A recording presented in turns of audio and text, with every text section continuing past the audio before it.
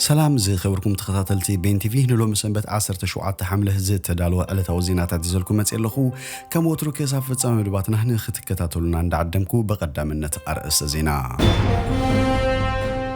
ناب تግራይ አገዳሲ ረድኤት ከም ዘኣትወ ውድብ መግቢ ዓለም ገሊጹ ፈጻመ ጉዳያት ኤምባሲ አሜሪካ ኣብ ስንብቱ ንህዝቢ ኤርትራ ሞጊሱ ብሄራዊ ውድባት ትግራይ መሰጋገር መንግስቲ ክቀውም ብዕሊ ሓቲቶም ዘይኑብር ሃሩር ኤውሮጳ ቀታሊ ባርዕ ከም ዘላዓለን ካልእን ዝድህስስ መደባት ሒዘልኩም መጽለኹ ሰናይ ናይ ምክትታል ግዜ እንዳተመነኹም ኣብዛ ቻናል ድማ ናይ ወትሩ ተኸታተልቲ ንኽትኮኑ ሳብስክራይብ ብምግባር ናይ ደወል ምልክት ክትጥውቁ ብኽብሪ ይዕድመኩም ናብ ትግራይ አገዳሲ ረድኤት ከም ዘኣትወ ውድብ መግቢ ዓለም ገሊጹ ኣብ 2020 ወርሒ ዳር ኣብ ትግራይ ብዝተወልዐ ኩናት ምኽንያት አንጸላልዩ ዝነበረ ስጋት ሓደጋ ጥሜት ንምዕጋት ዝኽእል ረድኤት ከም ዘኣትወ ውድብ መግቢ ዓለም ገሊጹ እቲ ትካል ነዚ ዝገለጸ ኣብ ትግራይ ንዝርከቡ ልዕሊ 1 ሚልዮን ሰባት ሰብኣዊ ረድኤት ድሕሪ ምብጽሑ እዩ እቲ ኣብ ትግራይ ተወሊዑ ን20 ኣዋርሒ ዝቕጸልን ሓድሕዳዊ ኩናት ብፍላይ ኣብ ልዕሊ ህዝቢ ትግራይ ከቢድ ዝበሃል ሰብኣዊ ሃስያታት ኣውሪዱ እዩ ዓለም ለኻዊ ገበርቲ ሰናይ ትካላት ኣብ ትግራይ ዝርከቡ ብሚልዮናት ዝቑጸሩ ሰባት ሓደጋ ጥሜት አንጸላልዮም ከም ዘሎ በተደጋጋሚ ሻውሎቶም ክገልጹ ጸኒሖም ኣብ ኢትዮጵያ ላዕለዋይ ሓላፊ ውድብ መግቢ ዓለም ኤድሪያን ቫንዳባክ ትማሊ ዓርቢ ኣብ ዝሃቦ ቃል እቲ ዝመርሖ ትካል ሰብኣዊ ረድኤት ከብጽሕ ስለ ዝኽኣለ እቲ ኣብ ትግራይ አንጸላልዩ ዝነበረ ሓደጋ ጥሜት ምዕጋት ከም ዝከኣል ሓቢሩ እዚ ማለት ግን ነገራት ብተመሳሳሊ ይቕጽሉ እዮም ማለት ኣይኮነን ዝበለ ኤድሪያን ምንተ ሰብኣውነት ተባሂሉ ዝተበጽሐ ተጻብኦታት ናይ ምቁራጽ ውዕል ረድኤት ከነብጽሕ ስለ ዝኽኣልና እዚ ተጠናኺሩ ክቕጽል ኣለዎ ኢሉ ን2.1 ሚልዮን ሰባት ረድኤት ንምብጻሕ መደብ ተታሒዙን 1.1 ሚልዮን ሰባት ረድኤት ከም ዝተዓደለ እቲ ላዕለዋይ ሓላፊ ሓቢሩ ፌደራላዊ መንግስቲ ኢትዮጵያ ተጻብኦታት ናይ ምቁራጽ ስምዕ ምስ ገበረ በሸነኽ ሰመራ መቐለ ኣስታት 4000 ሰብኣዊ ረድኤት ዝጻዕና ናይ ጽዕነት መካይን ናብ ትግራይ ከም ዘኣትዋ ኤድሪያን ወሲኹ ገሊጹ ጽቡቕን ሕማቕን ዜናታት ኣለዎ እቲ ጽቡቕ ዜና እቲ ምእንቲ ሰብኣውነት ተባሂሉ ዝተበጽሐ ተጻብኦታት ናይ ምቁራጽ ስምዕ ይኽበር ዘሎ ዝበለ ተሓላፊ እዚ ድማ ፕሮግራም መግቢ ዓለም ረድኤት ንዘድልዮም ሰባት መግብን መሰረታዊ ናውትን ንኽበጽሕ ከም ዝኽኣሉ ተዛሪቡ እንተኾነ ኩነታት ጸጥታ ተወሳኺ ፈንድን ቀረብ ነዳድን ግን ኣብ ስራሕ ምብጻሕ ሰብኣዊ ረድኤት ኣሻቓሊ ኮይኑ ከም ዝቐጸለ ኤድሪያን ሓቢሩ እቲ ን20 ኣዋርሒ ዝቐጸለ ኩናት ሓድሕዳ ብምንቅስቓስ ቀረብ ሰብኣዊ ረድኤት ስጋት ኮይኑ ከም ዝቐጸለ ዝሓበረ ተሓላፊ ሕጂ ናብ ትግራይ ዓፋርን ኣምሓራን ሰብኣዊ ረድኤታት ንምብጻሕ ተወሰኽቲ ኮሪደራት ክኽፈቱ ኣለዎም ኢሉ ፕሮግራም መግቢ ዓለም አገዳሲ ዝበሃሉ ሓገዛት ንኽበጽሕ ተወሳኺ ሓገዝ ገንዘብ ከም ዘድልውን ተዛሪቡ ተወሳኺ ፈንዲ ንደሊ ኢና ገንዘብ ንውድእ ኢና ዘለና ቁጥባዊ ኩነታት እቲ ከባቢ ናብቲ ዝነበሩ ንኽምለስ ኣገልግሎት ክጅምሩ ኢና እንደሊ ድማ ኢሉ ድሕረት ን20 ኣዋርሒ ዝቐጸለ ኩናት ዜጋታት ዝነበሩ ኣማራጭታት ጸንቂቖም ተጠቂሞም እዮም ወይ እውን ኣብ ድርክኺት ምጽንቃቕ ዝርከቡ ተወሳኽቲ ኮሪደራት እንተ ዘይተኸፊቶም ተወሳኺ ሓገዝ ገንዘብ እንተ ዘይተረኺቡን መሰረታዊ ኣገልግሎት እንተ ተጀሚሩን ለውጢ ክነምጽእ ኣይንኽእልን ይብል ኤድሪያን ነገራት ይከፋፈቱ እዮም ዘለዉ እንተኾነ ግና እኹል ኣይኮነን ዝበለ እቲ ላዕለዋይ ሓላፊ ኣብ ገለ ከባቢታት ካብ ዘጋጠመና ናይ ድሕነት ጸገም ወጻኢ ናብ ትግራይ ረድኤት ከይነኣቱ እገዳ ኣይተገበረልናን ኢሉ ኣብ ትግራይ ክሳብ ሕጂ ከም ኤሌክትሪክ ቴሌፎንን ባንክን ዝኣመሰሉ ኣገደስቲ ኣገልግሎታት ከም ዘይጀመሩ ይፍለጥ ፈጻሙ ጉዳያት ኤምባሲ አሜሪካ ኣብ ስንብቱ ንህዝቢ ኤርትራ ሞጊሱ ላዕለዋይ ፈጻሙ ጉዳያት ኤምባሲ አሜሪካ ኣብ ኤርትራ ስቲቨን ዋከር ናይ 2 ዓመትን ፈርቓን ስርሑ ዛዚሙ ናብ ሃገሩ ኣብ ዝምለሰሉ ዘሎ እዋን ኣብ ዝመጽኦ መግለጺ ንህዝቢ ኤርትራ ልዑል ምስጋና ከም ዘለዎ ገሊጹ ንሱ ብማሕበራዊ ሚድያ ኤምባሲ አሜሪካ ኣብ ኣስመራ ኣብ ዘርግሖ መልእኽቲ ናብዛ እትድነቕ ሃገር ኣዝዩሞ ኣቀባብላ ዝገብርኩም ለይ ሃብታም ባህልኩምን ታሪኽኩምን ዘካፈልኩምን ብፍላይ ኣብ 1993 ብዝረኸብኩም ናጽነት ብቑዕ ዝኾነ ሓበንኩም ኣመስግነኩም ክብል ንህዝቢ ኤርትራ ናዱ ገሊጹ ስቲቨን ዋከር ህዝቢ ኤርትራ በሰንኪ ፖለቲካውን ቁጠባውን ጸገማት ከቢድ ኩነታት ይሕልፍ ከም ዘሎ ብምግላጽ መንግስቲ ኤርትራ ዘድሊ ጸገናታት ክገብር ጸዊዑ ንሱ ህዝቢ ኤርትራ ዝገበሮ ቃልሲ ኣነን ብዙሓት ኣብ መላእ ዓለም ዝርከቡ ካልኦትን ሓቅነት መከራኹም ተባዓትኩምን ከምኡን ህዱእ ክብርኹምን ንፈልጦ ኢና መስዋዕትኹምን ቃልስኹምን ንፈልጥ ኢና ድሕሪ ምባል ህዝቢ ኤርትራ ወትሩ ኣብ ሓሳበይን ጸሎተይን ክትህሉ ያኽብል ጽሒፉ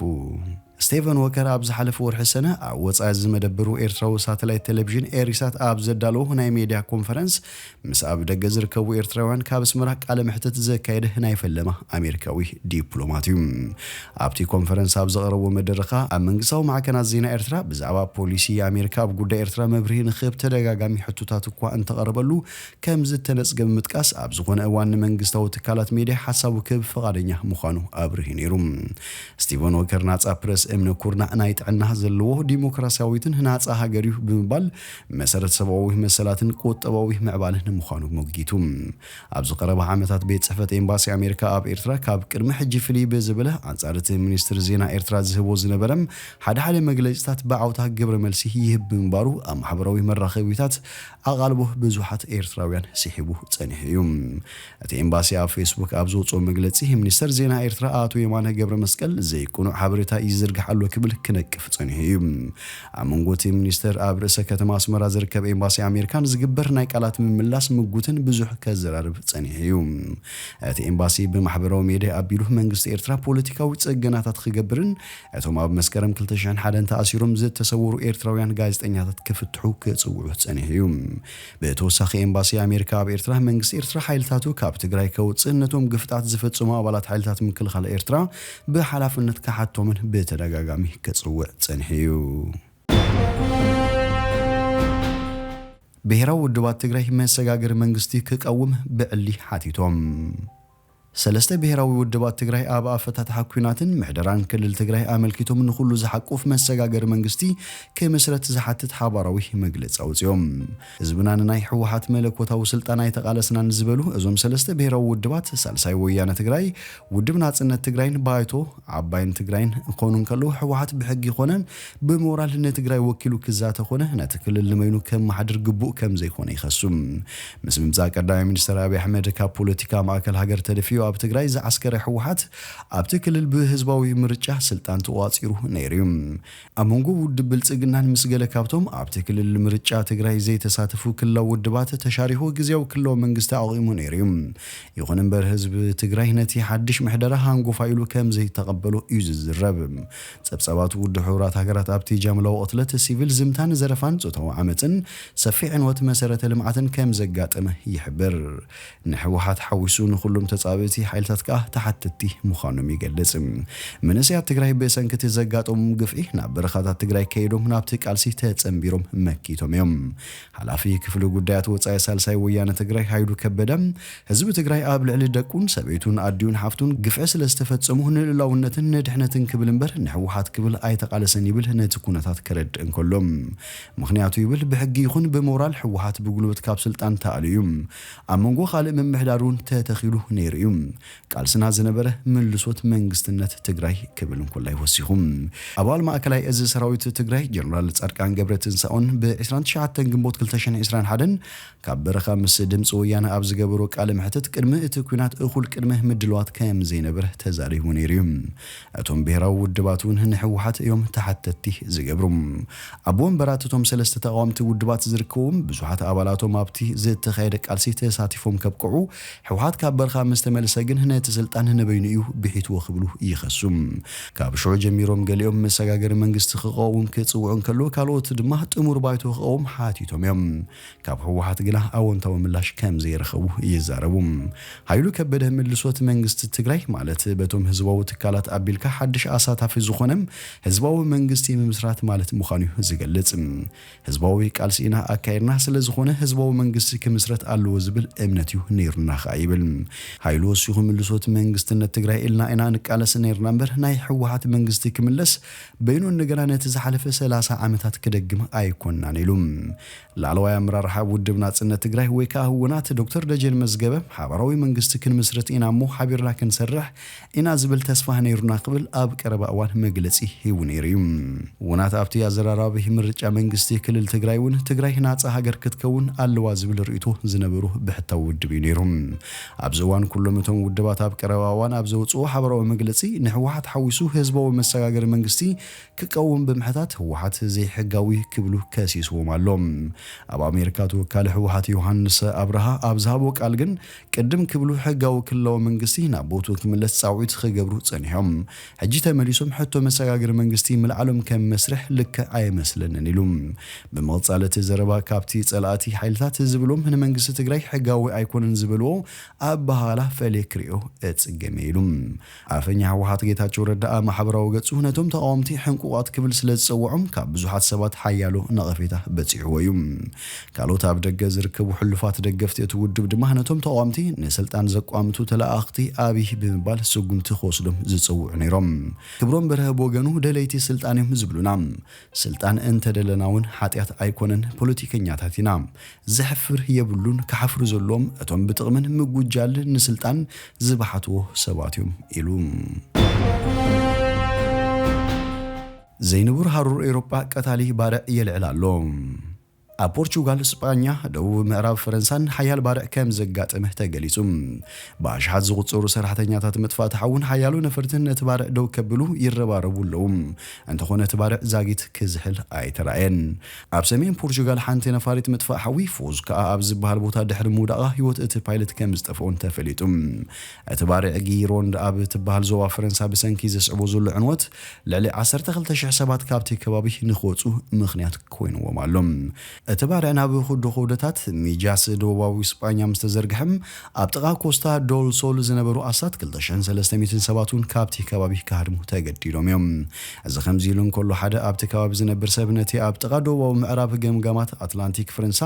ዘጋጠመ ባርዕ ድሕሪ መቕዘፍቲ ክብል ገሊጹ እታ ኣብ ጥቓ ተስት ዱቡ ክትነብር ካሪን ብወገና ቅድሚ ሕጂ ከምዚ ዓይነት ነገር ርኤ ኣይፈልጥን ክትብል ንኤኤፍፒ ገሊጻ ኣብቲ ከባቢን ኣብ ደቡብ ቦርዶን ዘጋጠመ ባርዕ ልዕሊ 10,000 ሄክታር መሬት ክዕኑ እንከሎ 13,000 ዝኾኑ ኣባላት መጥፋእቲ ሓዊ ምስቲ ባርዕ ይቃለሱ ኣለዉ ኣብ ፖርቹጋል ካብ ሶሉስ ጀሚሩ 47 ዲግሪ ሴንቲግሬድ ሙቐት ከመዝግብ እንከሎ ኣብ ስጳኛ ድማ ልዕሊ 40 ዲግሪ ሴንቲግሬድ ከም ዝበጽሐን ኣብ ክልቴን ሃገራት ዛጊት 300 ሰባት ከም ዝሞቱን ማዕከን ዜና ስጳኛ ኤፍፒ ኣቃሊሓ ኣብ ፖርቹጋል መብዛሕትኡ ግዜ ባርዕ ዝለዓሉ ከባቢ ሰሜናዊ ምብራቕ ከተማ ፖርቶ እዩ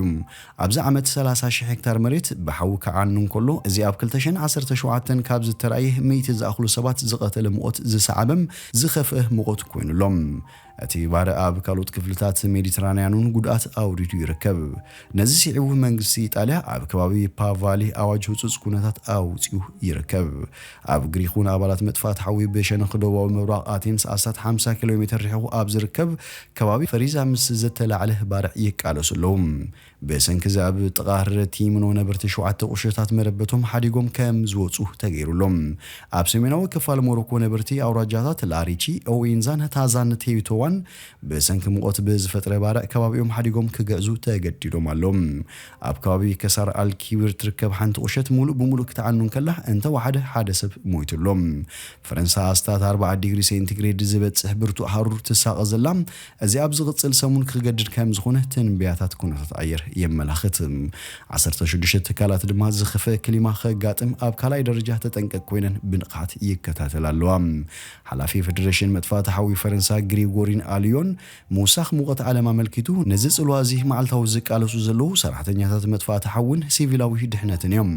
እዚ ሰዓቤን እዚ ከዓ ኣብ 2030 ዝመጽእ ዘይኮነስ ኣብዚ ሕጂ እዋን እዩ ዘሎ ክብል ኣጠንቂቖሎም ብሰንኪ ተግባር ደቂ ሰብ ዝተፈጥረ ዓለማዊ ክልማዊ ለውጢ ማዕበላት ሃገሩ እናበዝሐ እናኸበደን ነዊሕ እናጸንሐውን ይኸይድ ኣሎ ካብ ዘመነ ኢንዱስትሪያዊነታት ሒዙ ሙቐት ዓለም ድሮብ 1.1 ዲግሪ ሴንቲግሬድ ወሲኹ ይርከብ መንግስታት ዓለም እቲ ጠንቂ ክስተት ዝኾነ ንጽገት ካርቦን ብዓቢ መጠን ከም ዝንኪ እንተ ዘይገይሮም ሙቐት ዓለምና እናባሰ ከም ዝኸይድ ይገልጹ ዝኸበርኩም ተኸታተልቲ ቤን ቲቪ ንሎሚ ዝብልናዮ መሰናዶና ኣብዚ ወዲና ኣለና ምሳና ስለ ጽናሕኩም ብልብነ መስግን በብዘለኹሞ ሰላም